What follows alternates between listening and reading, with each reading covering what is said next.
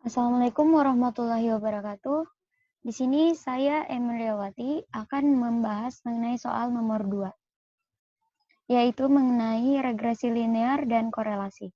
Di mana soalnya dapat kita lihat pada layar, di mana mobil yang lebih berat benar-benar menggunakan lebih banyak bensin.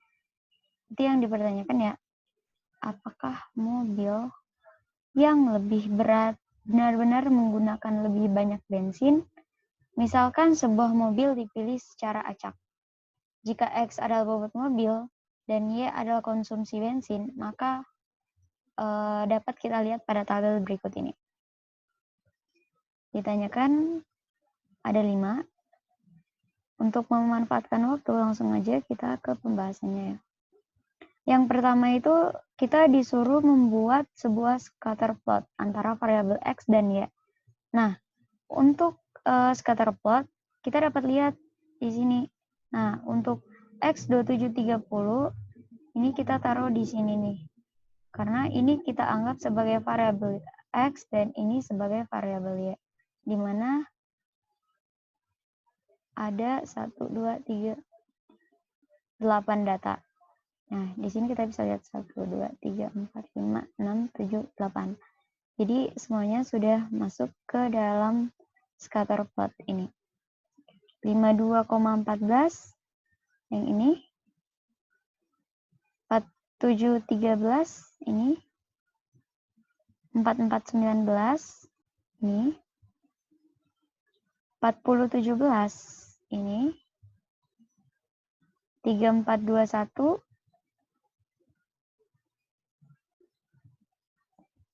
3224 2730 dan 2329. Jadi ini adalah sebuah scatter plot antara variabel X dan variabel Y. Lanjut ke bagian B, korelasi sampel. Sebelum itu, kita harus menentukan dulu hipotesisnya. Nah, H0-nya itu tidak terdapat hubungan linear yang signifikan antara bobot mobil dengan konsumsi bensin. Dan H1 terdapat hubungan linear yang signifikan antara bobot mobil dengan konsumsi bensin. Lanjut ke statistika uji. Di sini kita menggunakan rumus di mana T sama dengan R akar N kurang 2 per akar 1 min R kuadrat.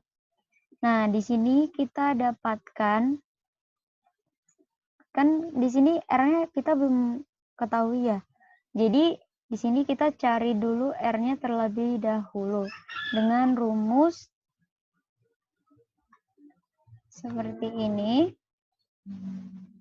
Di sini sudah kita dapatkan hasilnya. Jadi kita masukkan dulu si X, data X kuadrat, di mana ini hasil kuadrat dari X, dan masukkan data Y, kemudian dikuadratin, kemudian ini hasil kali antara X dan Y, dan ini seterusnya, seperti pada format yang ada di atas. Kemudian dari sinilah, dari hasil yang kita dapat pada tabel ini, kita mendapatkan R dengan rumus yang ada pada layar. Seperti ini. Sehingga kita mendapatkan R sebesar min 0,95. Setelah itu kita masukkan ke dalam rumus. T sama dengan min 0,95 akar N-nya sama dengan banyaknya data dikurang 2 per akar 1 kurang R-nya tadi 0,95 kuadrat. Maka didapatkan hasil seperti ini. T-nya sama dengan min 7,16768. Kemudian lanjut ke daerah kritis dan kriteria uji. Dengan yang diketahui tadi, taraf nyata atau alfanya sama dengan 0,05, I sama dengan N min 2 sama dengan banyaknya data 8 dikurang 2 sama dengan 6. Sehingga dari tabel T diperoleh T alfa per 2 Pi sama dengan T 0,0256 sama dengan 2,447.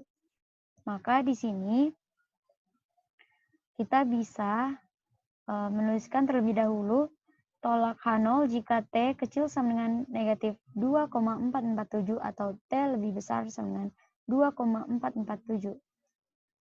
Terima H0 jika sebaliknya.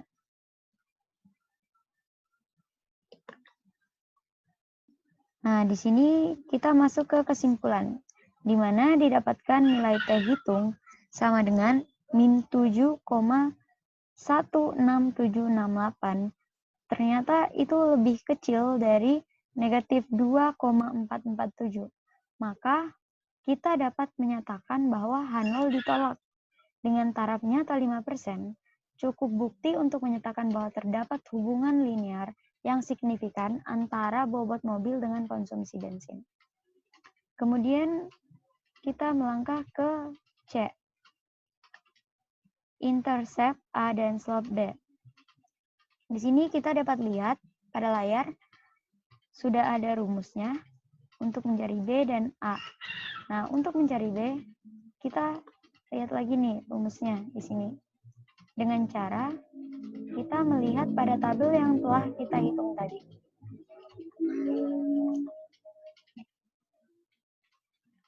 Jadi, kita dapatkan bahwa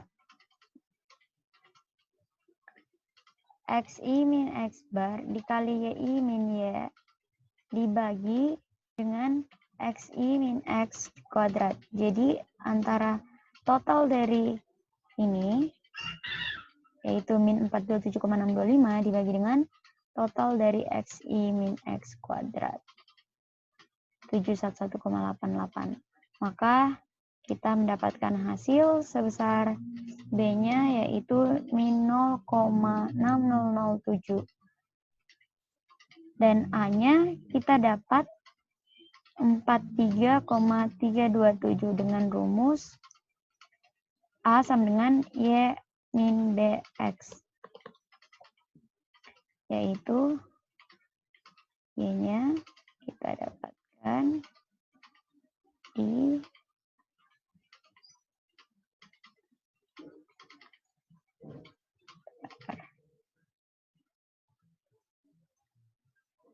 kita dapat dari sini bobot mobil X sama konsumsi bensin Y. Y min BX. Jadi dari Y, total dari Y tadi.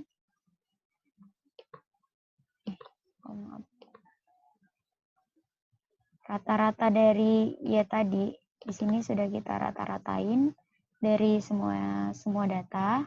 Dan ini juga sudah dirata-ratakan. Jadi dari total ini tadi dibagi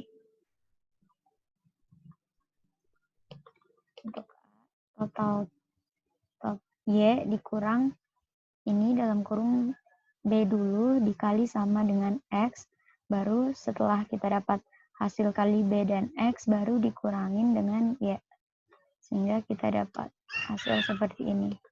Maka kita dapat juga menuliskan Y sama dengan, formulanya ini, jadi bisa juga kita tuliskan karena A-nya sudah diketahui, kita bisa nulis juga Y sama dengan 43.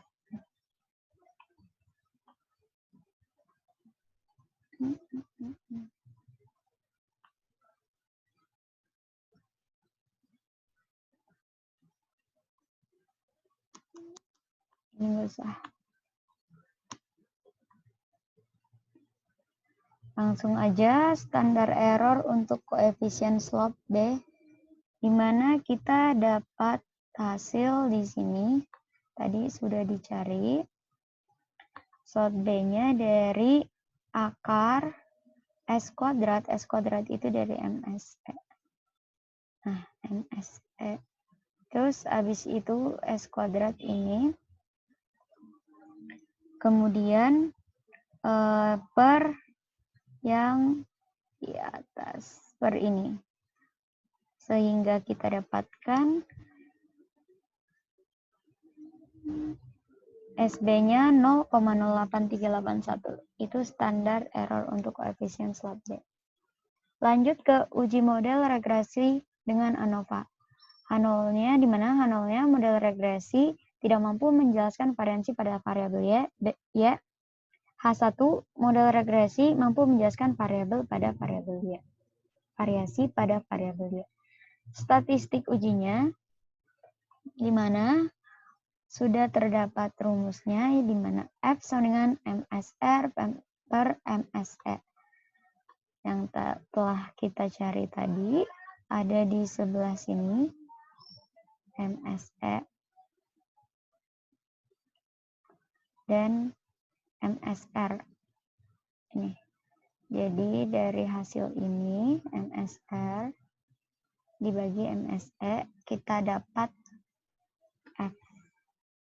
Kemudian daerah kritis dan kriteria uji di mana alfa sama dengan 0,05, P1 sama dengan 1, P2 sama dengan N-2 sama dengan 8 kurang 2 sama dengan 6. Maka di sini kita mendapatkan F tabel 0,05, 16 sama dengan 5,99. Kita dapat lihat pada ini. Jadi tadi dia V1-nya 1, ini V1-nya 1, dan dia V2-nya 6. Sehingga kita mendapatkan hasil di sini, 5,99. Ini cara untuk melihat tabelnya. Tabel F. Nah, setelah itu kita bisa menentukan bahwa tolak H0 jika F hitung lebih besar sama dengan 5,99 dan terima H0 jika sebaliknya, yaitu F hitung lebih kecil atau sama dengan 5,99. Jadi kita dapat menarik kesimpulan bahwa nilai F hitung sama dengan 51,375567 lebih besar dari 5,99. Maka H0 ditolak atau tolak H0. Ini, soalnya dia lebih besar. Dengan taraf nyata 5%, cukup bukti untuk menyatakan bahwa model regresi mampu menjelaskan variasi pada variabel Y. Nah, sekarang koefisien determinasi, di mana R kuadrat sama dengan dari hasil yang kita dapat tadi R-nya. Mana nih R-nya? Tadi kita dapat R sebesar 0,95. Nah, di sini kita bisa lihat 0,95 kita kuadratin. Kan 0,95 dikuadratin jadi positif. Menyatakan bahwa variasi pada variabel Y konsumsi bensin mampu menjelaskan rata-rata sebesar 89,54% oleh variasi pada variabel X bobot mobil pada model regresi. Sedangkan sisanya sebesar 10,46% dijelaskan oleh variasi variabel lain yang tidak dimasukkan ke dalam model atau komponen error. Baik, saya rasa sekian. Kalau ada salah kata mohon maaf, kurang lebihnya mohon dimaafkan. Wabillahi taufiq wal hidayah. Wassalamualaikum warahmatullahi wabarakatuh. Terima kasih.